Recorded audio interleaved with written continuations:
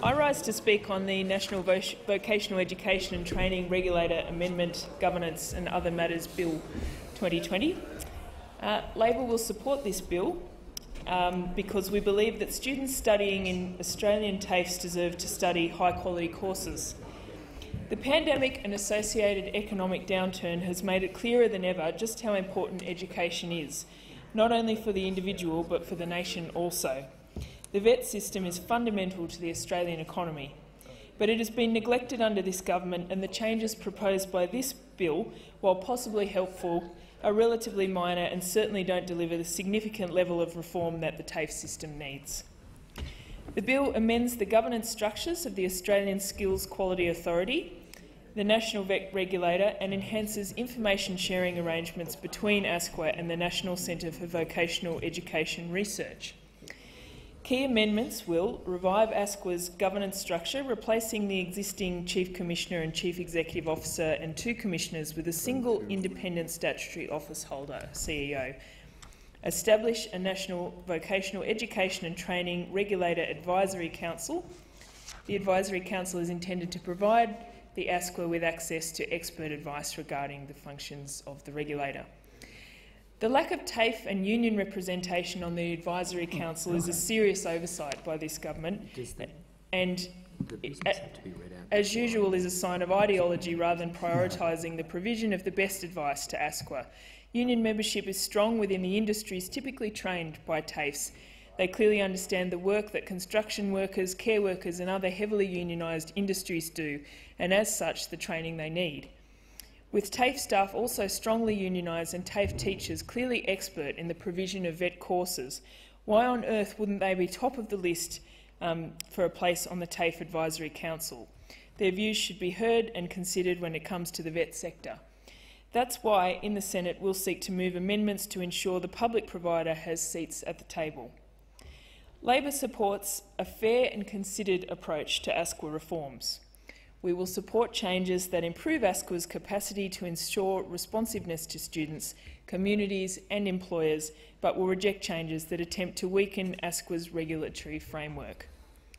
We need to ensure that reforms to ASQA audit processes don't allow any reduction in quality. In the past, we've seen this government is slow to act on quality issues, and it has done serious damage to the sector. And quality is vital in the VET sector. Lives and safety depend on it.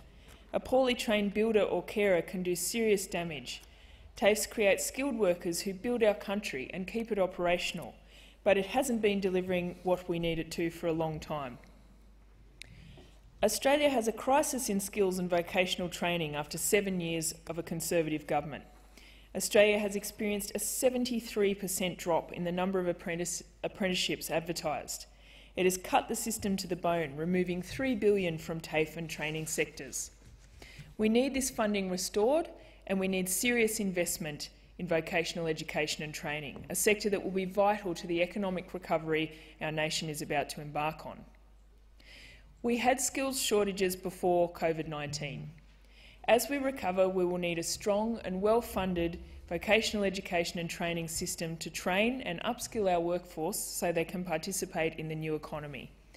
If people are unemployed because of this crisis, and we know 1 million Australians who weren't unemployed at the start of 2020 will be by the end of the year, then we need to enable them to easily access new training opportunities and skill them for work. But not only has the government cut VET to the bone, it has also failed to spend money they have budgeted for skills. The Federal Education Department's own data shows the Liberals have failed to spend $919 million of their own TAFE and training budget over the past 5 years. With acknowledged skills shortages in this country, how is an underspend possible? With high youth unemployment across various parts of Australia prior to COVID-19, how is there an underspend? Where is the strategy from this government to skill Australians and get them into work?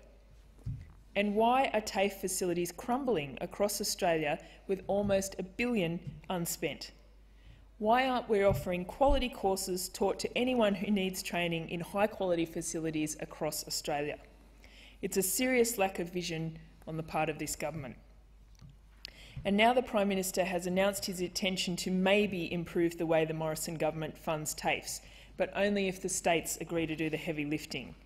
And then maybe, if they come to the table, the Prime Minister will restore some of the billions he has ripped out of the TAFE system.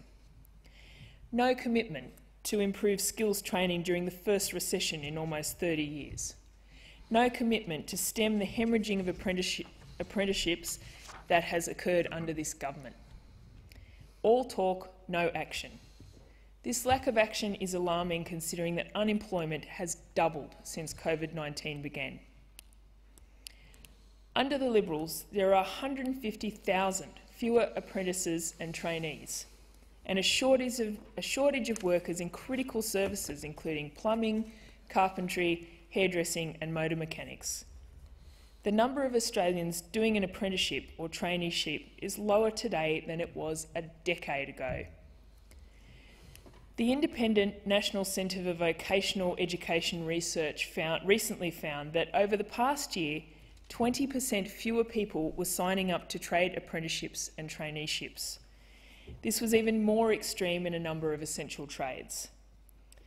Australians starting an apprenticeship or traineeship in construction, including carpentry, bricklaying and plumbing, dropped an alarming 40%. There are more people dropping out of vocational education training courses than finishing them. These numbers must get better, not only for the economy, but also for the young people who a decade ago would have been undertaking this training but are not today.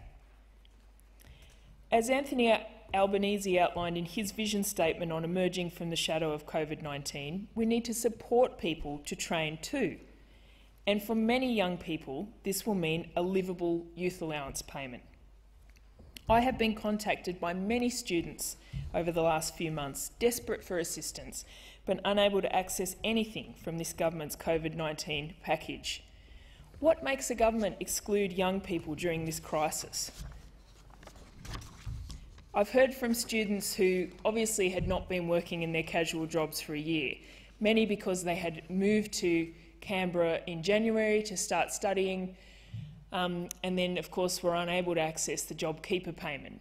Then because they're not unemployed but they're students, they have been unable to access the Job Seeker payment. And because this government has refused to relax the parental income test on youth allowance, they've not been able to access youth allowance, even in this time of crisis. A further issue there is that that parental income test is based on their parents' income from the previous financial year. So if their parents have lost their jobs due to COVID-19 or had their income massively reduced or lost their business, that is not accounted for in that income test. And the government has refused to heed Labor's calls to do something about this and ensure that some support can be provided to these young people. It is this mindset that has led this government failing to adequately support the training of our young people. To acknowledge that not everyone has family who can support them while they train or study, that with the increased cost of living, it is increasingly unrealistic for middle-income families to support their adult children too.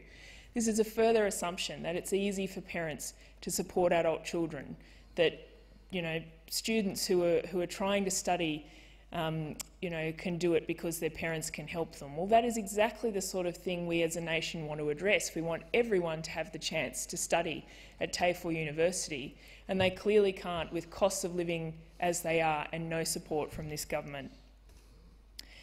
It's time that we saw youth allowance as an investment in young Australians and in the future of our nation.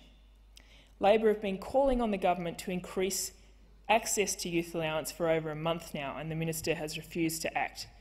The Labor Party called on the government to waive the parental income test on a case-by-case basis, but they have refused to act. We must invest in our young people, set them up for success. The Morrison government has failed to do this during the pandemic, and this bill demonstrates the lack of ambition they have for our TAFE, for our young people, and in turn, the future of this nation. Thank you, Speaker. The question is.